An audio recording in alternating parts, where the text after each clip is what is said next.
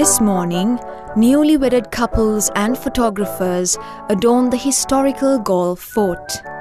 It is customary for the Sinhalese to select an auspicious day for a special event, such as a wedding, and on a day like this, you are bound to find nearly 50 groups here at the fort.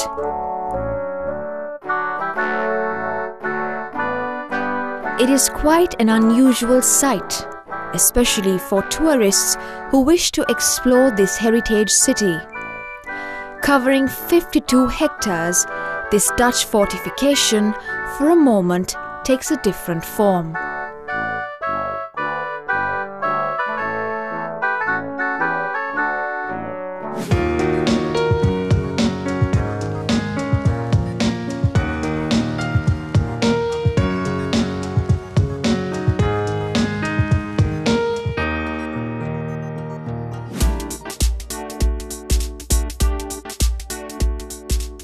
The Gall Fort, which was used as a fortification by the English, Portuguese and Dutch, predominantly comprises of Dutch architecture.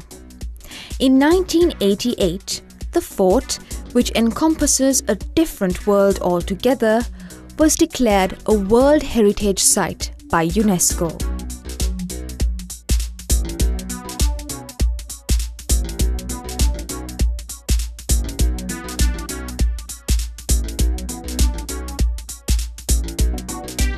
The Central Cultural Fund hopes to reinvent the exploration of the fort for all visitors, especially for those who seek a breathtaking experience by introducing the concept of sea tourism.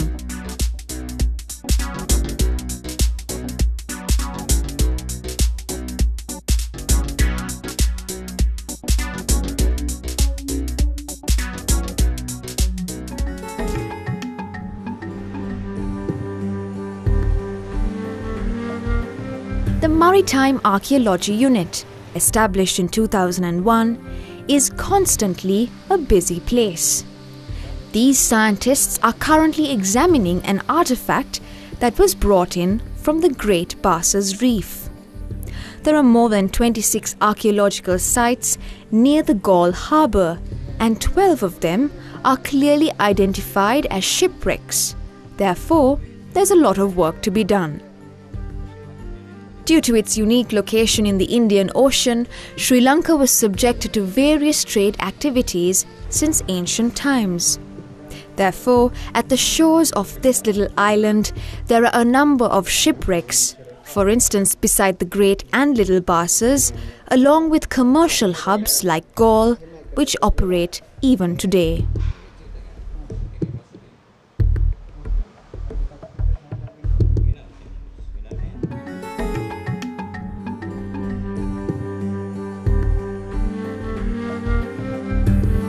Archaeological remains such as this that are found at deep sea are displayed at the CCF Maritime Museum in Gall.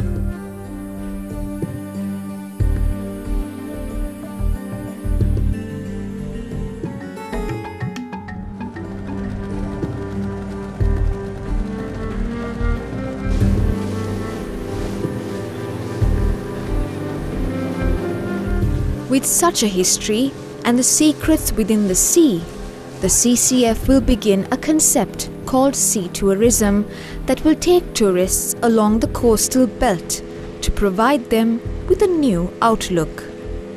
This is because all this time we have been travelling along the shores of the sea, but this is an opportunity for us to access these very locations from the sea, just like it was done centuries ago.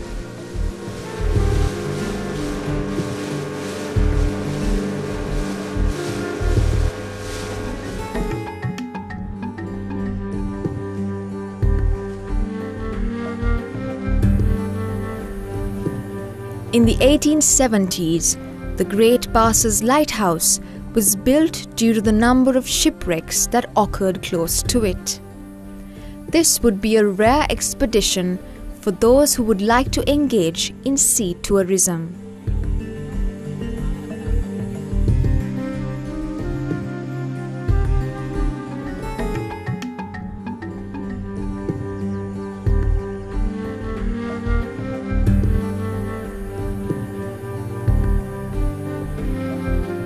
Ussangoda, another place with a difference due to its biological facets. Ussangoda too can be reached from sea. The Godavaya harbour, which was a fully functional international commercial hub from about the 3rd century BC up to the 11th century AD, and the ancient Kirinda port are currently being excavated.